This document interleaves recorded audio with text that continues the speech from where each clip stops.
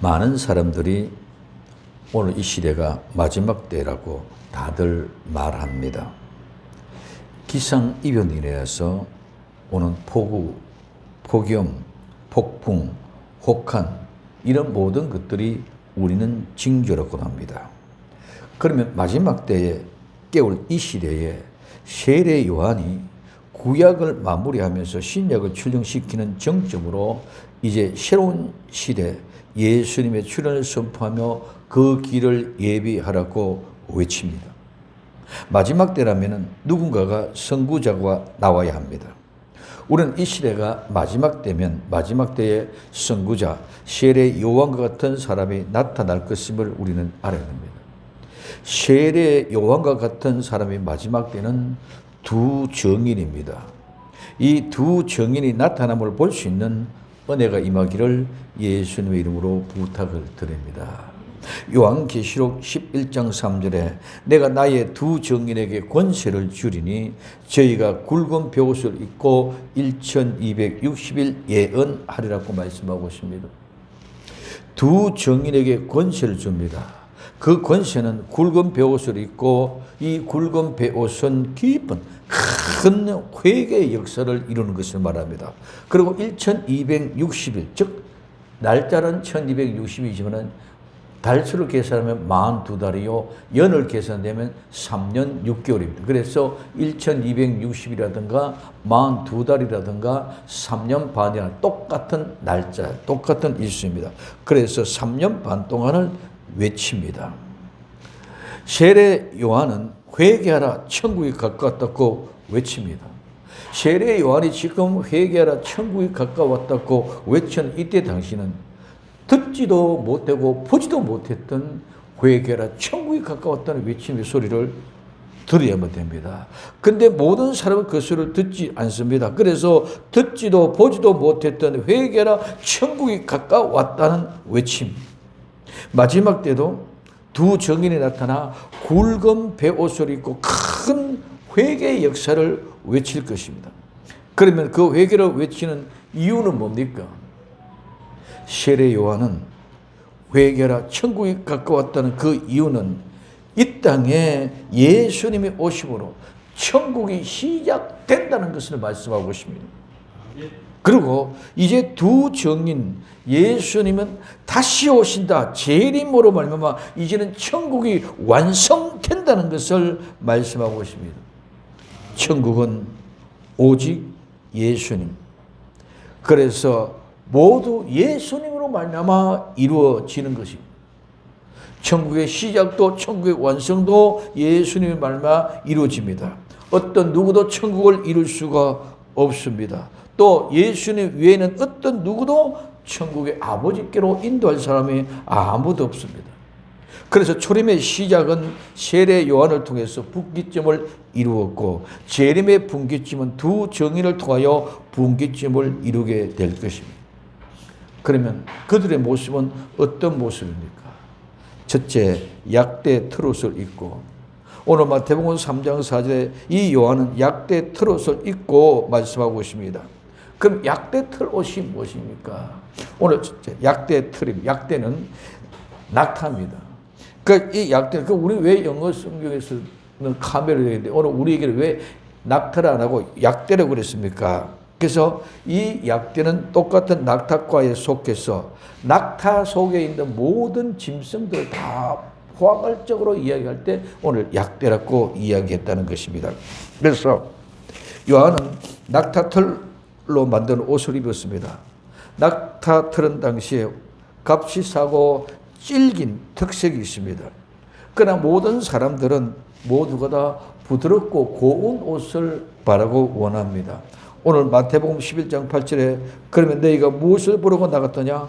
부드러운 옷을 입은 사람이냐? 부드러운 옷을 입은 자는 왕궁에 있느니라고 말씀하고 있습니다. 여기 부드러운 옷은 연하고 부드럽고 나약한 여자와 같은 것을 이야기해 주고 있습니다. 그러면 믿음의 사람들이 그러한 거친 외모에 있는 낙타 트롯을 입고 있는 그 세례 요한의 모습을 볼 때는 그 속에서는 하나님의 이상을 보게 된다는 것입니다. 세례 요한을 통해서 다른 것 하나도 없습니다. 세례 요한 앞에 가서 부자가 되겠다? 건강으로 문제가 해결되겠다? 아픈 속마음을 털어서 상담해서 치유하겠다? 이런 것이 아니라 하나님의 이상을 본다는 것입니다. 오늘 스가랴서 13장 4절에 그날에 선지자들이 예언할 때에 그 이상을 각기 부끄러워하며 사람을 속이려고 털 옷도 입지 않는다고 말하고 있습니다. 그래서 선지자들이 예언할 때에 오늘 스가랴서 13장 4절에 그 이상, 이 환상 계시입니다. 이 사람은 각 사람들이 부끄러워할 것이며 사람을 속이려고 털옷, 즉 털이라면 여기는 이 머리털입니다. 옷은 외투, 위험, 장엄, 장견한 말의 의미가 있습니다. 그리고 옷을 입는다는 말은 옷을 입는 것은 계급, 신분, 자격의 표시로 입는다는 것이죠. 그래서 내가 하나님의 예언의 말씀을 선포할 때 그 투박한 낙타 털옷을 입고 있는 그 세례 요한이 말씀을 전할 때에 우리는 부끄러워할 수밖에 없고 그 속에서 하나님의 말씀을 통해서 뭐를 얘기해 주고 있느냐. 그 속에 어떤 사람들 마음의 기분을 느끼기 위해서 위엄을 나타내기 위해서 내가 그런 털옷, 내 신분, 내 지위, 내 인격이 이런 사람으로 나타나는 그런 털옷도 입지 않아야 한다고 얘기해요. 왜? 그거는 사람을 속이는 것이기 때문에 내면 있는 그대로 투박한 모습 그대로 거친 모습 그대로 이야기합니다. 그래서 이상은 하나님의 계시는 하나님의 말씀은 본래 그대로 천년 자연적인 것입니다. 그렇기 때문에 이 말씀을 끝으로 내가 어떤 위험을 나타내기 위하여 내가 어떤 권위를 나타내기 위하여 내가 어떤 지위, 계급, 신분을 나타내기 위하여 장엄하게 있는 그런 옷이 아니다는 것입니다. 그래서 계급이나 신분으로 가지고 나타내는 그러기 위하여 사람을 속이려고 입는 그런 옷이 아니기 때문에 있는 그대로 낙타, 털 옷을 입은 것입니다.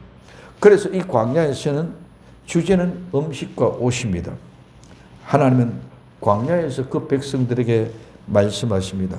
오늘 호세아서 2장 14절에 그러면 내가 저를 계유하여, 이 계유한다는 말은 넓다, 열려있거나 개방되어 있다는 말인데 이 말은 설득하다, 유혹하다, 속이다. 그래서 안 좋은 의미로는 유혹하고 속이는 것이고 좋은 의미로는 설득하다는 말입니다.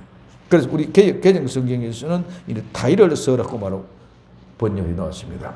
그래서 개방되어 있는 계유하여 거친 들로, 이 거친 들은 광야, 황무지도 거친 걸로 데리고 가서 말로 위로하고 하나님은 하나님의 백성들을 어디로? 거친 들, 즉 광야로 데리고 가서 뭘 합니까? 하나님의 말씀으로 위로하고 어떻게 위로합니까? 거기서 비로소 저희의 포도원을 저에게 주고 광야들 거기서 비로소 하나님이 그들에게 저희 포도원을 주신다는 거예요. 하나님의 참된 교회, 즉 광야에 쓰이는 무슨 포도원을 주십니까? 이게 광야에서 사막에서 우리 하나님의 예비해 놓은 오아시스와 같은 아름다운 복된 포도원을 우리에게 주신다고 말씀하고 있습니다.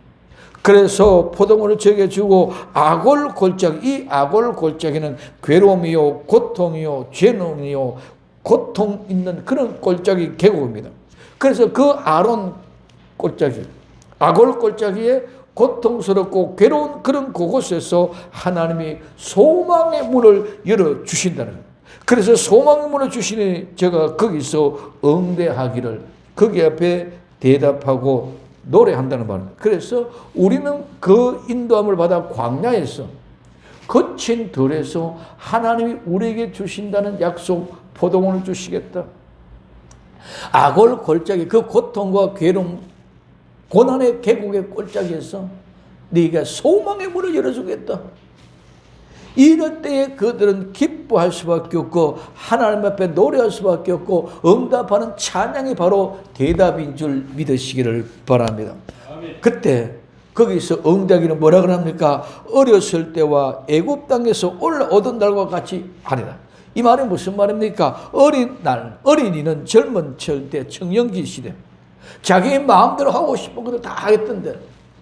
그 다음에 오늘 애굽 땅에서 불러 올릴 때, 애굽 땅에서 불러 올릴 때 이스라엘 백성들이 이집트에서 출애굽에서 데리고 나오는 때를 이야기하는 것인 줄 믿으시기 바랍니다. 어디서 이 모든 일한 것이냐? 거친 들에 광야에 나와서 하나님은 그들을 광야를 불러내서 포도원을 주시겠고, 그들을 오늘 아골 골짜기에서 소망의 문을 열어주시겠고, 그들에게 하나님이 무엇을 주십니까? 우리에게 주시는 그 모든 아름다운 천국을 주겠다는 약속을 이렇게 표현해 놓은 줄 믿으시기 바랍니다. 전문 시절에 이집트에서 올라오던 때와 같은 그런 같이 되겠다고 하십니다. 오늘 내가 하나님입니다. 하나님이 저를 계유하여 거친 들리고 데리고 가서 말로 위로하고 거기서 포도원을 저에게 주고 아골 골짜기에 소망의 문을 삼아 주시고 제가 거기서 응답하고 찬양하고 감사하기를 어렸을 때와 같이 이집트 땅에서 올라오던 날같이 하겠다고 말씀하고, 아골 골짜기는 정말 마지막에 이스라엘 백성들이 회복될 때 양떼들을 위하여 그곳에다가 아름다운 목초지를 제공해 주는 비옥한 골짜기가 될 것입니다. 그리고 평화로운 목장, 아름다운 장면, 그 골짜기에서 아골 골짜기, 고통과 괴로움의 골짜기, 그곳에서 우리에게 아름다운 푸르고 넉넉한 귀한 목장이 우리 앞에 펼쳐지게 될 줄로 믿습니다.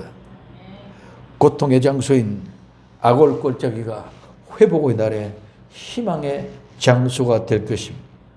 거기서 비로소 저희의 포도원을 저에게 주고 아골 골짜기에 소망의 문을 삼아 주리니 제가 거기서 응대하기를, 노래하기를, 대답하기를 어렸을 때에 애굽 땅에서 올라오던 날과 같이 하리라고 말씀하십니다. 이런 어린 시절, 청년 시절과 이집트 땅에서 올라오던 날, 이 모든 날은 다 하나님의 은혜의 날입니다. 이집트 땅에서 출애굽에서 이스라엘 백성이 나올 때에 자기들의 의지를 가지고 내가 이집트 땅에 나가야 되겠다는 것이 아니고 모두가 하나님의 은혜로 그 백성들을 불러낸 것인 줄 믿으시길 바랍니다. 지금까지 나와 여러분들이 이 인생의 여정에 살아왔던 모든 것들은 하나님의 은혜였는 줄 믿으시기를 바랍니다. 내가 잘났어, 내가 못났어, 내가 똑똑해서, 나는 많이 배웠어, 내가 부자로, 내가 어떤 지위에 권력이 있었어, 이 모든 것들이 다 내가 한 것이 아니라 하나님의 주신 은혜였다는 것입니다. 우리는 그걸 모릅니다. 모두가 다 내가 의기양양하게 나는 철들어서, 내가 똑똑해서 돈이 많고, 내가 부자고, 내가 열심히 했고, 내가 이뻐서. 누가 이쁘지 않은 사람, 못나기를 원하는 그런 사람이 이 세상에 어디 있겠습니까? 모두가 다 하나님의 주신 은혜였다. 그래서 어린 시절, 젊은 시절, 청년의 시절, 이집트 땅에서 올라오던 모든 하나님의 은혜, 그때는 정말 우리는 무엇인지도 모르고 그냥 뛰놀았습니다. 이집트 땅에서 출애굽하여 나오던 날 같이 모두가 다 아무런 근심, 걱정, 염려 없이 그냥 행복하고 기쁨으로 의기양양한 모습이 우리 주님이 다시 오실 날 재림하시면 출애굽하던 이스라엘 백성들이 그렇게 의기양양하게 이집트 백성들이 보란듯이 하룻밤에 가가지고 여인들이 옷 구하는 대로 다 줬습니다. 은금 폐물 구하는 대로 다 주셨습니다. 이게 모두가 하나님의 은혜였는 줄 믿으시기 바랍니다. 이렇게 의기양양하게 주신 은혜대로 우리는 주님을, 예수님, 다시 오실 예수님을 맞이할 수 있는 그런 복된 성도가 될 수 있기를 예수님의 이름으로 부탁을 드립니다. 그리고 엘리야도 이와 같은 사람입니다. 엘리야는 틀을 사람 가죽띠를 했습니다. 오늘 열왕기하 1장 8절에 저희가 대답하되 그는 틀이 많은 사람인데 허리에 가죽띠를 띄었다이다. 왕이 가르되 그는 뒤십 사람 엘리야다. 가죽옷 두 번째 옷입니다. 이 옷은 외투인데 옷을 입다. 옷이란 말은 내가 옷 속으로 들어간다는 것입니다. 옷을 입는 것은 내가 옷 속으로 들어간다는 말에서 유래되어 특히 외투, 겉옷을 의미합니다. 이 옷이 무엇입니까? 이 옷은 우린 지난번에 봤습니다. 옷은 부끄럽고 수치스러운 것을 덮는 것, 더러운 것을 가리는 것이라고 그랬습니다. 그런데 오늘 이 예복은 그 가리는 그 모든 것이 예복인 줄 믿으시기 바랍니다. 이 말이 무슨 말이냐? 오늘 마태복음 22장 11절에서 13절에 임금이 손을 보러 들어올세 거기에 예복을 입지 않는 한 사람을 보고 오늘 이 예복이 낙타 트롯 옷이라는 그 옷과 똑같은 단어다. 그래서 예복이라는 말과 옷이라는 말과 똑같은 말이었다. 그래서 예복을 입지 않은 한 사람을 보고 가로되 친구여 어찌하여 예복을 입지 않고 여기 들어왔느냐 하니 저가 유구무원이거늘. 임금이 사원들에게 말하되 그 수족을 결박하여 바깥 어둠에 내어 던지라. 거기서 슬피 울며 이를 갈미 있으리라고 말씀하고 있습니다. 여기 이 옷은 혼인 예식 때 입는 옷, 즉 예복입니다. 예복을 입지 않은 한 사람을 보고 말합니다. 오늘 결혼식을 거행하는 사람은 손님들에게 이러한 예복을 나누어 주는 그런 관례가 있습니다. 그래서 그 예복은 스스로 마련한 옷이 내가 만들어 입는 그런 옷이 아닙니다. 모든 손님은 혼인 예복을 입었으나 한 사람만은 입지 않습니다. 이 사람 외에 모든 손님은 임금이 직접 친히 제공해 준 훌륭한 예복을 입고 있었습니다. 이 옷은 그들이 살 수 있는 것, 저들이 구할 수 있는 것이 아닙니다. 그래서 값지고 가장 귀한 예복 옷인 것입니다. 임금이 자기가 지어준 그 예복이기 때문에 곧바로 알아볼 수 있는 그런 의복입니다. 그러나 이 사람은 그런 예복이 없었습니다. 그는 자신의 옷을 입고 있었습니다. 여기서 혼인 예복은 우리의 도덕적인 선한 행위가 아니라 어떤 선행이라도 절대로 천국은 들어갈 수 없는 줄 믿으시기를 바랍니다. 내가 좋은 일을 했다고 천국 들어간 것이 아닙니다. 이 예복은, 이 혼인 예복은 예수 그리스도의 의로서 믿음으로 우리에게 주어진 은혜의 선물입니다. 에베소서 2장 8절에 너희가 그 은혜로 인하여 믿음으로 말미암아 구원을 얻었나니 이것이 너희에게서 난 것이 아니요 하나님의 선물이라고 말씀하고 있습니다. 이 예복, 즉 옷은 하나님이 지어주신 가죽옷, 하나님이 우리에게 입혀준 세마포. 그래서 이 예복은 사람의 능력으로는 절대로 만들 수 없는 옷입니다. 창세기 3장 21절에 여호와 하나님이 아담과 그 아내를 위하여 가죽 옷을 지어 입혔습니다.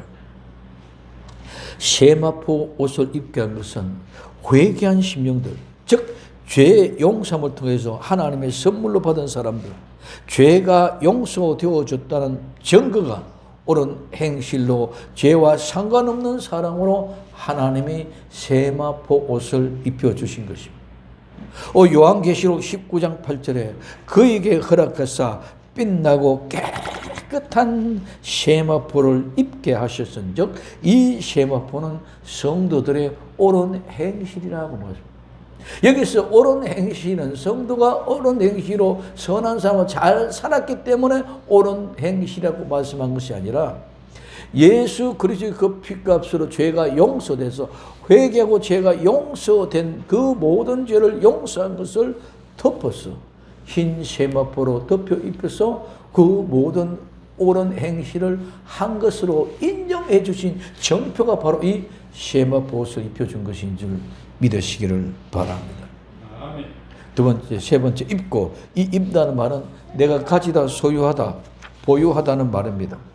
낙타 트롯을 입은 것은 하나님으로부터 주어진 천년 제품 예복입니다. 사람의 손으로 만든 것이 아닙니다. 하나님이 주신 것입니다. 우리는 하나님이 주신 것을 가지고 있어야 됩니다.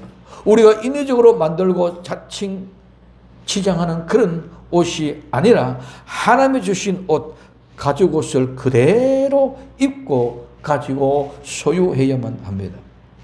마찬가지로 두 정의는 지팡이 같은 갈대를 가지고 있습니다. 이 지팡이 같은 갈대는 하나님이 주신 옷과 같은 말씀입니다. 이 말씀을 가지고 낙타 트럭과 같은 하늘로부터 주어진 투박하고 억센 사람들은 불편해하고 기피하고 포기하고 도망가는 그런 옷, 하나님의 말씀입니다. 오늘 요한계시록 11장 1절에 또 내게 지팡이 같은 갈대를 주며 말하기를 일어나서 하나님의 성전과 제단과 그 안에 경배하는 자들 청량하되 하고 말씀하고 있습니다. 낙타 트럭, 예복을 입고 있는 것이 믿음입니다. 믿음은 간직하는 것입니다. 믿음은 보존하는 것입니다. 하나님이 주신 선물을 가지고 보관하는 것입니다. 많은 사람들은 하나님이 주신 은혜를 가지고 있고 보존하는 것인 줄 모르고 믿음은 그냥 믿고 신뢰하는 것인 줄로 알고 있습니다. 아닙니다. 우리는 반드시 하나님이 주신 그 은혜를 가지고 보존해야 되는 것인 줄 믿으시기 바랍니다. 그래서 그 은혜를 보존해야 됩니다. 그것이 믿음입니다. 이것이 곧바로 믿음이요. 이것이 곧바로 옷이요. 이것이 곧바로 예복입니다. 이걸 입고 우리 주님 앞에 설 수 있게 되는 것인 줄 믿으시기를 바랍니다. 두 번째, 허리에 가죽띠를 띠고, 오늘 마태복음 3장 4절에 이 요한은 약대 트러스 입고 허리에 가죽띠를 띠고, 이 허리는 엉덩이 허리인데 세례 요한이 이 허리에 가죽띠를 띄었습니다. 엘리야가 허리에 가죽띠를 띄었습니다. 허리에 가죽띠를 한 사람은 첫째, 항상 깨어 준비하는 사람입니다. 오늘 누가복음 12장 35절에 허리에 띠를 띠고 등불을 켜고 서 있으라. 항상 깨어서 준비하고 있는 사람이 허리에 가죽띠를 띠고 있는 사람. 두 번째, 예수님의 은혜를 온전히 바라는 사람이 허리에 가죽띠를 띠고 있는 사람입니다. 오늘 베드로전서 1장 13절에 그러므로 너희 마음의 허리를 동이고 건신하여 예수 그리스도에 나타나실 때에 너희에게 가져올 은혜를 온전히 바랄지어라. 하나님의 은혜는 예수님이 우리에게 가지고 오셔서 주는 것인 줄 믿으시기 바랍니다.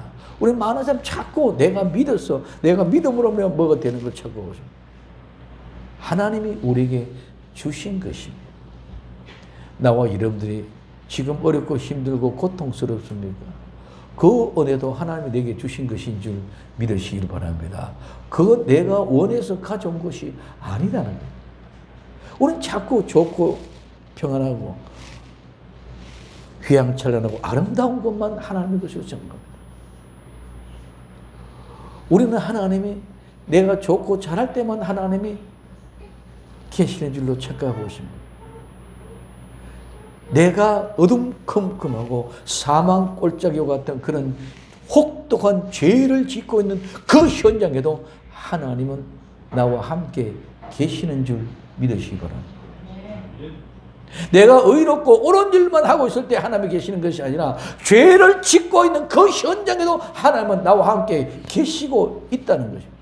떠나가고 없는 것이 아니라 내가 슬픔을 당하고 고통 가운데 눈물을 흘리고 말할 수 없는 통곡과 통변을 주님 앞에 내려올 때 그때도 주님이 함께 계시고 내가 기뻐서 룰랄라 할 때 그때도 하나님이 계시는 줄 믿으시기 바랍니다. 이 사실을 잊었으면 안 된다는 거예요. 그래서 하나님이 우리에게 모든 걸 내게 가져다 주었다는 거예요. 주신 것을 받아서 그것을 상실하고 잊어버린 사람이 아니라 가장 귀하고 값진 것을 내가 받아서 드리고 보관하고 보존하고 있을 때 하나님은 어떤 환경과 어떤 조건 속에서든지 평강을 주실 줄로 믿습니다. 시궁창에서도 하나님이 내게 평강을 주실 것이고 저 양탄자를 밟고 비행기 트랩에 내려올 때도 하나님은 함께 해 주신 같이 평강과 똑같은 시궁창에서든 비행기 트랩에서 내려오면서 양탄자를 밟고 내려왔던 똑같은 하나님의 은혜의 감격과 감정을 느낄 수 있는 나와 여러분들이 되기를 예수님의 이름으로 부탁을 드립니다. 예수님은 십자가에 못 박혀 돌아가시면서도 모든 죄를 다 뒤집어 쓰면서도 원망이나 불평하는 것이 아니라 하나님 앞에 감사하며 아버지 내 영혼을 부탁합니다 하고 맡긴 줄 믿으시기 바랍니다. 오늘 나와 여러분들 어떤 오해를 통하여 죄를 뒤집어서도 어떤 오해를 통하여 남에게 덤터기를 써도 어떤 덤터기도 내 자존심이 깡그리 묶여져도 하나님이 나와 함께 계시는 그 현장인 줄 믿으시기 바랍니다. 그런 그 은혜의 선물을 내가 받았으면 내가 가지고 있으라는 것입니다. 보존하는 것을 내가 가지고 있는 것이 은혜고 그것이 믿음인데 그 믿음을 온전히 당량에 조금 멀리 버려버리고 전부 잘못 착각되게 해서 내가 믿어서 뭐가 된 것 같이 착각하게 만들어 놓았다는 것입니다. 그러므로 우리는 하나님이 주신 은혜를 보존하고 가지고 있는 이것이 바로 믿음이요 옷을 입고 있는 현장인 것인 줄 믿으시길 바랍니다. 이 옷을 반드시 입고 있기를 예수님의 이름으로 부탁을 드립니다. 그래서 이 은혜는 하나님 앞에 마음의 허리를 동이고 건신하여 예수 그리스도에 나타나실 때에 우리가 그 은혜를 온전히 바라면서 기다리는 것이 믿음이라는 것입니다. 그래서 허리는 생명의 중심이고 출발점입니다. 허리에서 모든 생명이 다 나옵니다. 그래서 성도의 중심은 오직 진리의 말씀으로 진리의 허리띠로 묶고 메어야만 합니다. 두 번째 가죽띠입니다. 이 가죽은 가죽으로 만든 것인데 이 가죽을 벗기다 때리다 매질하다 채찍하다 에서 유래돼서 가죽으로 만든 것은 가죽의 그 가죽으로 만든 띠, 이 띠는 허리끈입니다. 이 띠는 전대입니다. 지갑입니다. 즉, 이 띠는 우리의 허리띠고 전대, 즉 지갑이에요.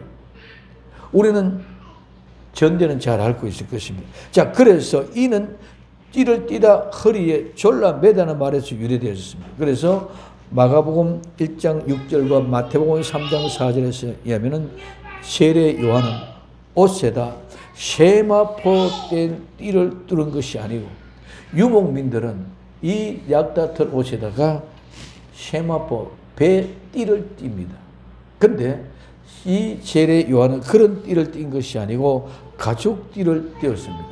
이 말은 무슨 말이고 하면은 세례 요한은 엘리야의 모습이다.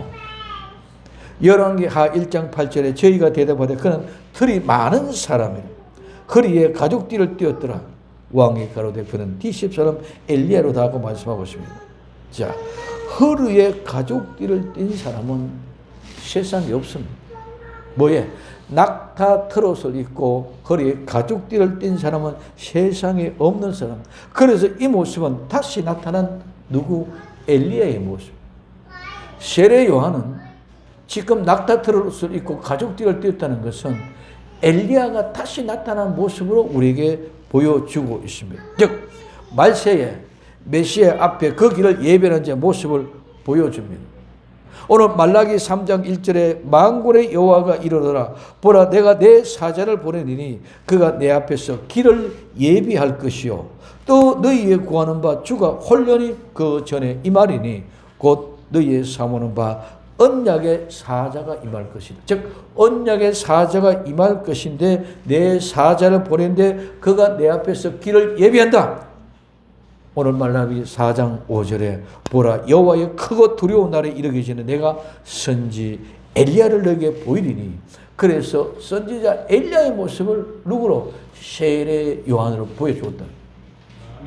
그래서 이 선지 엘리야의 모습이 즉 엘리야가 다시 나타난 증거로 세례 요한이 낙타 트롯을 입고 그래서 엘리야는 털이 많은 사람이라 이 말은 낙타 트롯을 입었다. 가죽띠를 띄었다. 그래서 이 세상에 있는 사람이 아니고 엘리야를 이야기하는 것이다. 그러면서 예수님은 제자들에게 그들의 허리에 전대 즉 돈을 가지지 말라고 얘기합니다.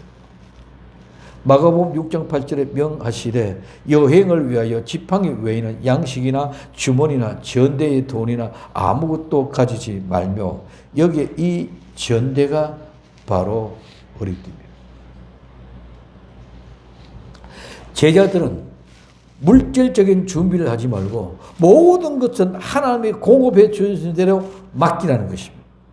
마지막 종말에 살아가는 제자들의 삶의 길을 이렇게 이야기해 주고 있습니다. 돈이나 명예, 권력에 치중되면 안 됩니다. 그것은 하나님을 믿는 것이 아니고 그 자체, 즉 돈, 명예, 권력을 의지하는 것이고 믿는 것이기 때문에 그렇습니다. 그래서 진리의 허리띠, 가죽띠는 말씀 그대로 진리의 말씀입니다. 진리의 말씀 외에는 그 어떤 것도 섞지 말고 본질 말씀 그대로 전하는 것이 복음입니다. 이 복음은 왜곡된 것입니다. 우리는 많은 사람들이 인간의 생각으로 모든 것들을 결정하고 시작되는 것입니다. 그렇기 때문에 허리에 가죽띠를 띠는 것이 아니라 자기들의 생각대로 다른 띠를 띠고 있는 것입니다. 두 정의는 마지막 때 오직 하나님의 말씀으로만 살아갈 뿐만 아니라 그 말씀으로 믿음을 청량하는 것입니다. 성도들의 믿음을 청량하는 것이 갈대 지팡이로 합니다. 인간 세상을 말하는 것이 아니라 오직 하나님의 말씀 본질말을 전하는 세례 요한 같은 마지막 때 두 정인의 인도를 받을 수 있는 복된 나와 여러분들이 될 수 있기를 예수님의 이름으로 부탁을 드립니다. 세 번째는 음식은 메뚜기와 석청입니다. 오늘 마태복음 3장 4절에 이 요한은 약대 트롯을 입고 허리에 가죽띠를 띠고 음식은 메뚜기와 석청이었다라고 말씀하고 있습니다. 첫째 음식입니다. 이 음식은 자양물입니다.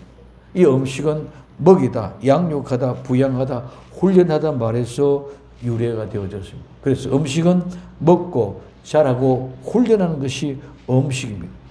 두 번째 메뚜기입니다. 이 메뚜기는 꼭대기, 끝, 바로 지금 현 시점과 같은 말에서 유래가 됩니다. 그래서 메뚜기는 그냥 메뚜기면 머리 어디서 유래되었다? 꼭지, 끝, 꼭대기, 바로 지금 현 시점과 같은 그런 말에서 유래가 되어졌다는 것입니다. 그래서 지금은 메뚜기를 먹을 때입니다. 메뚜기는 아주 영양 많은 고단백이고 이 메뚜기는 누구의 논밭을 가리지 않고 경계가 없습니다. 이는 저는 다 뛰어날아다니면서 먹을 것을 먹는 것입니다. 마지막 때는 하나님의 진리의 말씀은 교단이나 교파 상관없이 정말 예수 그리스도의 복음이면 모두가 하나 되어 메뚜기를 먹는 지금 바로 끝 현 시점이라는 생각을 가지고 그 약속의 말씀을 먹는 것이 바로 메뚜기를 먹는 것입니다. 세 번째 석청입니다. 이 석청은 석은 천년 덜이름. 그 덜에서 발견되는 덜에서 사는 야생 거친 이름입니다. 그래서 오늘 우리 많은 사람들이 석청 가면 돌 석자를 해가지고 돌 틈바구니 있는 그런 꿀로 생각하고 있는데 이 석청은 야생 꿀입니다. 돌에 있는 꿀입니다. 거친 덜에 야만적입니다. 그래서 이는 덜판인데 거친 것으로 인간이 살고 있는 구역을 벗어나서 있는 그런 생명의 모습입니다. 그래서 덜에서 이런 야생 꿀은 바위 틈에 나무 사이에 모아둔 벌의 꿀입니다. 이 청은 덜꿀, 야생의 꿀입니다. 그래서 메뚜기나 석청은 요한계시록에서 이야기하는 작은 책입니다.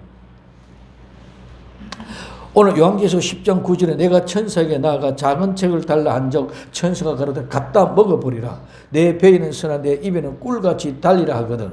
내가 천사의 손에서 작은 책을 갖다 먹어버리니 내 입에는 꿀같이 다나 먹은 후에는 내 배에서 서게 되더라고 말씀하고 있습니다. 작은 책은 누가 주는 것이 아니라 내가 가져다 먹는 것입니다. 젖은 주는 것이지만 자라난 성숙된 사랑은 내가 가져다 먹는 것입니다. 야생 꿀은 덜에 있기 때문에 덜에 나가서 내가 그 야생꿀을 가져다 먹어야 됩니다. 그래서 내가 찾아서 먹는 것이 바로 석청이요, 작은 책임입니다. 약대 트롯을 입고 가죽띠를 띠고 음식은 메뚜기와 석청입니다.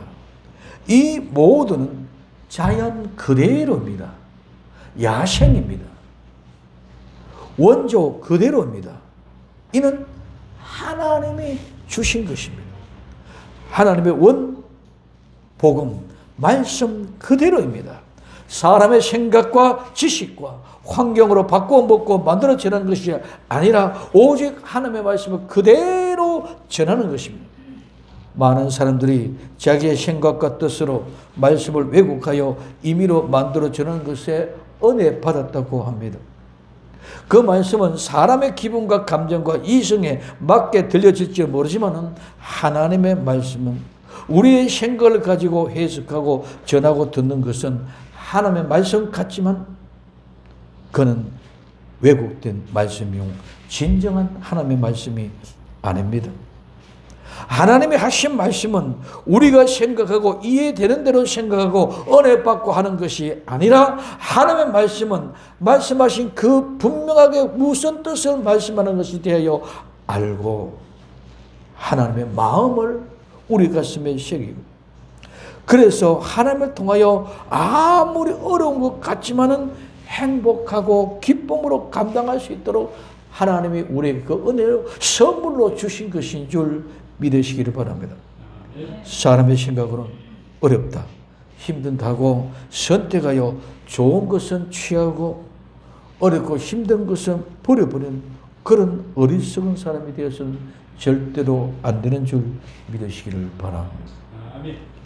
이사야 29장 10절에서 12절에 대저 여호와께서 깊이 잠들게 하는 영을 너희에게 부어주사 너희 눈을 감겼으니 눈은 선지자요 너희 머리를 덮였으니 머리는 선견자라고 말씀하고 있습니다. 그러므로 모든 묵시가 너희에게는 마치 봉안책의 말이라.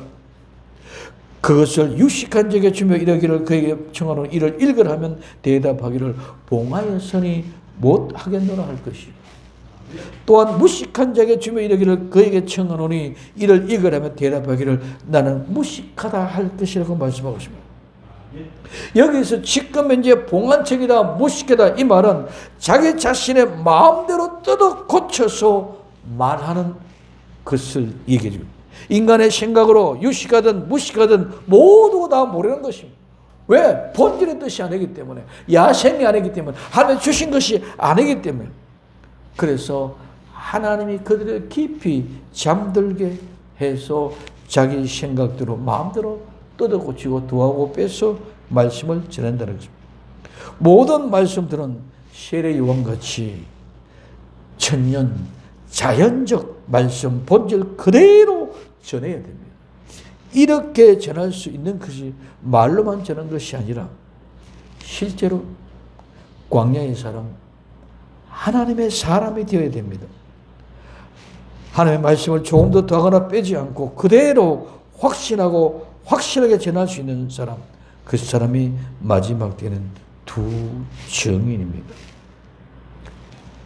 낙타 트롯을 입고 하나님의 주신 옷 예복, 가죽의 허리에 가죽띠를 띠고 세상에 없는 회개 엘리야가 나타나고 메뚜기와 석청 작은 책을 만나를 먹는 본질 그대로 먹고 마실 때는 분명히 입에는 꿀과 같이 달지만 먹고 난 후에는 배에서 서게 되는 말씀의 실제의 삶을 살 때 모두 오히려 힘든 모습입니다. 아무리 힘들어도 소화해내야 됩니다. 실제적인 내 삶을 이루어야만 가능합니다. 그래야 전할 수 있습니다. 거짓은 절대로 용납되지 않습니다. 마귀는 먼저 압니다. 그러므로 실제 삶이 없으면 안 됩니다. 아무리 능력 있는 목회자랄지라도 수많은 인파를 모여드는 능력 있는 목회자의 현직이랄지라도 삶의 실제가 없으면 거짓입니다. 마지막에는 거짓이 윗선이 난무합니다. 모두가 사랑이 식어졌기 때문에. 세례 요한과 두 증인의 사역. 오늘 마태복음 3장 1절에서 3절에 그때의 세례 요한이 이르러 유대의 광야에서 전파해 가르되 회개하라 천국이 가까웠느니라 하였으니 저는 선지자 이사야로 말씀한 자라 일렀으되 광야에 외치는 자의 소리가 있어 가르되 너희는 주의 길을 예비하라 그 첩경을 평탄케 하라 하였다고 말씀합니다. 요한계시록 11장 2절에 3절에 성전 밖 마땅을 청량하지 말고 그냥 두라. 이것은 이방인에게 주어선적 저희가 거룩한 성을 42달 동안 짓밟으리라. 내가 나의 두 증인에게 권세를 주리니 저희가 굵은 벼옷을 입고 1260일을 예언하니라. 세례 요한은 초림의 예수님을 전하면서 회개의 복음을 선포했습니다. 낙타 털옷을 입고 허리에 가죽띠를 띠고 메뚜기와 석정을 먹고 외쳤습니다. 마지막 때 두 증인은 굵은 벼옷을 입고 3년 반 1260일 동안 전합니다. 예수님을 영접하는 것은 반드시 회개를 통하여야만 예수님을 영접할 수 있는 것입니다. 마지막 때 세례 요한 같은 두 증인을 통하여 회개의 복음을 통하여 예수님을 영접할 수 있는 복된 성도들이 다 될 수 있기를 예수님의 이름으로 부탁을 드립니다. 기도합니다. 사랑하는 주님, 마지막 때 정말 세례 요한과 같은 두 증인 나타나 마지막 때를 따라 양식을 나눠주는 아름다운 역사가 시작되는 은혜가 임할 수 있도록 복을 내리워 주옵소서. 정말 낙타 털옷을 입고 허리에 가죽띠를 띠고 메뚜기와 석청을 먹는 믿음의 현실을 만들어갈 수 있는 저희들이 다 되게 하옵소서. 다시 오실 예수님의 이름으로 기도드리옵나이다. 아멘.